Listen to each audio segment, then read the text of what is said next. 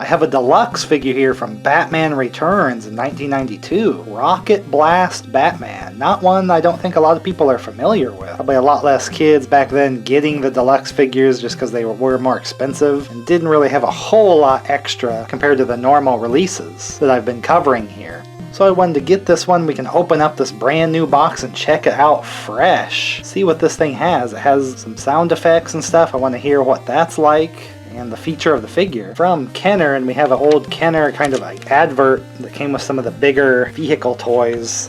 This figure shown here, and it's called Skyrocket Batman, so the name changed a little bit when it was actually released. I have like a whole playlist you can watch about these like old like advertisement books showing all sorts of Kenner toys and stuff. It's really cool to see all those. I don't think this one got advertised too much on the back of the box. It's not even on the back of its own box. Like they didn't make a little advertising cube and blurb about it. Possibly appearing on some later releases. Of course, this is from Batman Returns, but this will be good because we didn't cover the Shadowing Batman from the first film. And I believe it's going to be about the same figure here with the spreading of the wing feature. Already showed some of these figures here, and the Crime Attack Batman is already in the black costume.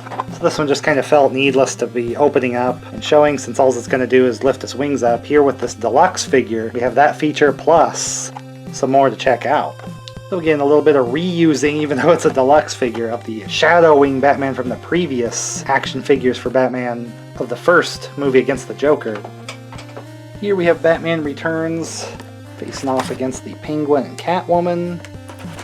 Covered their figures earlier as well. I want to see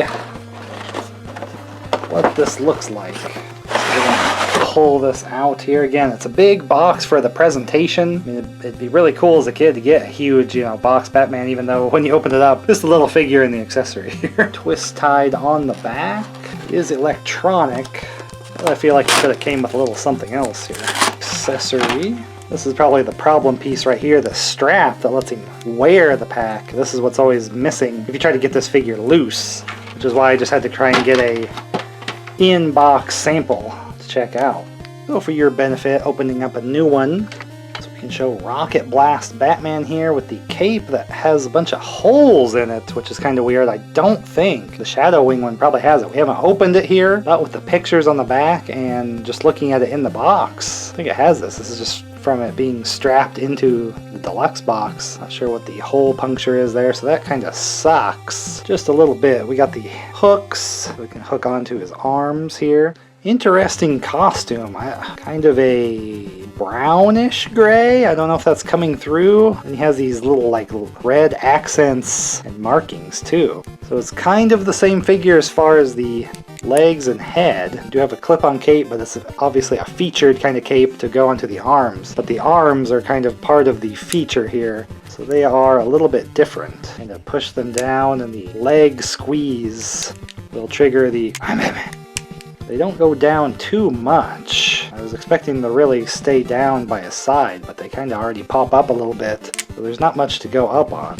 So I'd imagine this was going to kind of interfere if you were playing around with him. The arms can only do so much up and down movement because they're kind of spring-loaded. You can't really like lift his arms straight up or anything like that. Very strange. And then you could take off the cape, since it's just kind of a clip piece to the neck and the arms. But then he's just kind of waving his arms like a goof, so you kind of need the cape on there. Here's the piece that was kind of making it necessary for me to get a new in-box one. Nobody had the belt strap that we probably get onto the jetpack here. Here's the little loop spot there because this is the backing. He's got a peg for in his back. Oh, that's what the hole in the back of the cape will be. But he does have a peg hole in his back. Keep the pack. Usually they would have like a clip that just goes around the waist. This one has this peg for the back and this like leg hold thing. It's kind of weird. The box art shows it like covering his leg more. Here it's just kind of a side clip thing. Gotta kind of line this up so we can see the hole to get it on there. Get the leg in there a little bit, I guess, to hold it. But yeah, that doesn't really hold him in place. You definitely need the belt strap. You got the kind of jetpack details on the back. We got a little bit of moving little turret guns. These are another little piece that will get lost on them because they probably pop out of that little spot.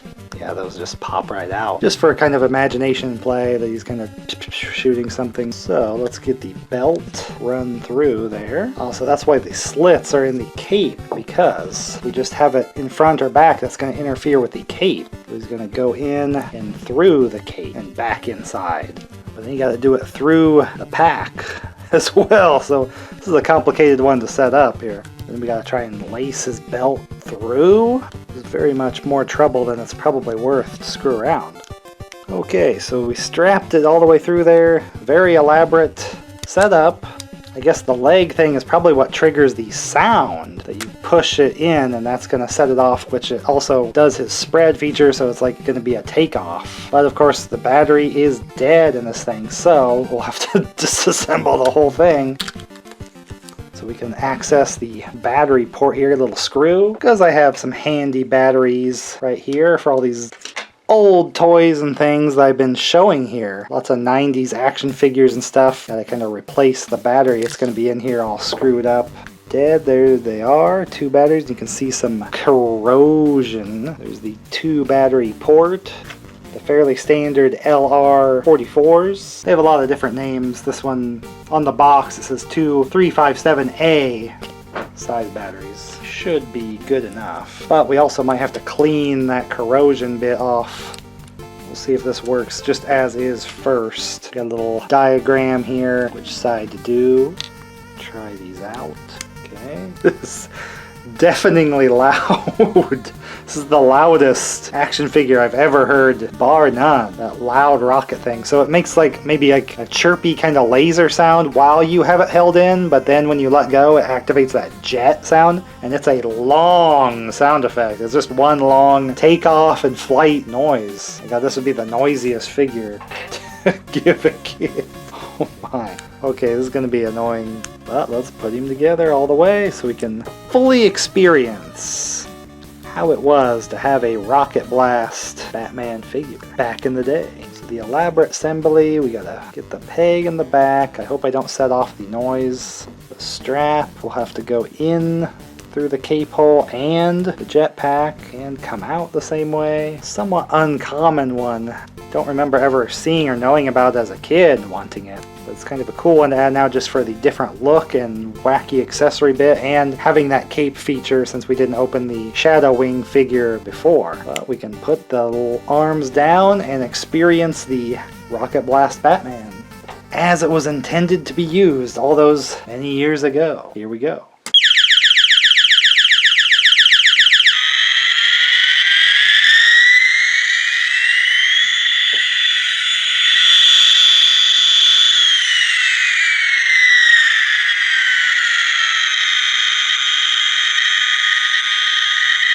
Again, one very long sound effect. Thing is, you would keep squeezing it maybe to do his little laser effect.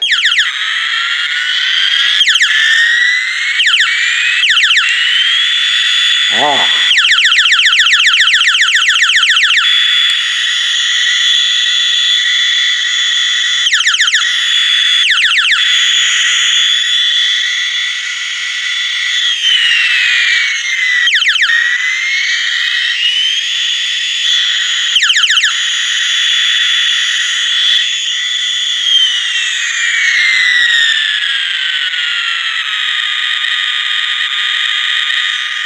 So you can actually do more squeezes to get more laser sounds while it's doing the liftoff sound. It's almost kind of playing over that while that one's continuing. But if it triggers the kind of down, landing sound, maybe evening out, it'll restart that sound so you can keep the rocket noise going while you're playing. So that's kind of a little extra bit of the electronics. So you can activate that laser sound with a squeeze of the legs and kind of act like he's flying through the air, shooting down all sorts of criminals and bad guys. So he's a little more elaborate than I thought it was going to be, different sounds than I thought it was going to be, but good to finally hear again after all this time. Locked away in the box, now we got to hear and experience it. That's what I like to do here, is give you the full experience of how these figures used to be and how you'd be playing with them way back in the day when they were new. And then they make a nice display piece for me when I kind of line them all up, all these different Batmans and all the other 90s action figures I like to open up up and show here. So if you just want to see more Batman and DC, I have plenty of stuff like that. You'll go to my channel and go to the playlist. It's the best way to look around and see what there is to watch. Don't let YouTube just decide, oh, this is the next video to watch, you know? Take some initiative, click the channel down below there. You can cruise through and pick what you want.